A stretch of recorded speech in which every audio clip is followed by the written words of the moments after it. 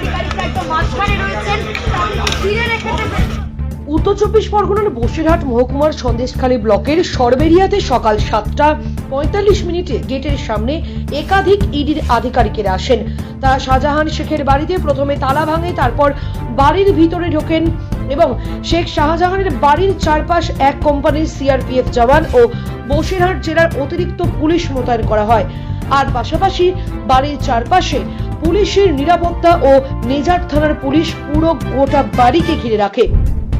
প্রথমে মেকানিক দিয়ে নতুন চাবি তৈরি করে তালা খোলার চেষ্টা করা হয়।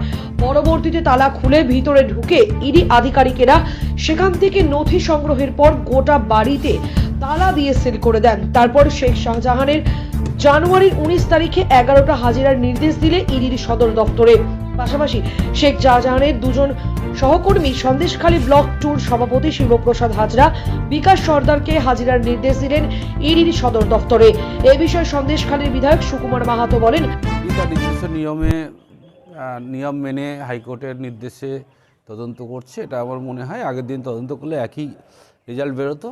যেহেতু আগের দিন মানুষ পরিচিত হয়েছে, একটা বিক্ষিপ্ত ঝামেলা হয়েছে, কিন্তু আজকে সবটাই সুস্থভাবে সুন্দরভাবে হচ্ছে। এটা তো হাইকোর্টের নির্দেশে হচ্ছে সে তদন্তটা, সেটা আমরা বলতে পারবো না। যেটা সত্যি ভালো তদন্ত হোক আমরা চাই। সন্দেশখালী মানুষ হিসেবে বলবো এইভাবেই সঠিক তদন্ত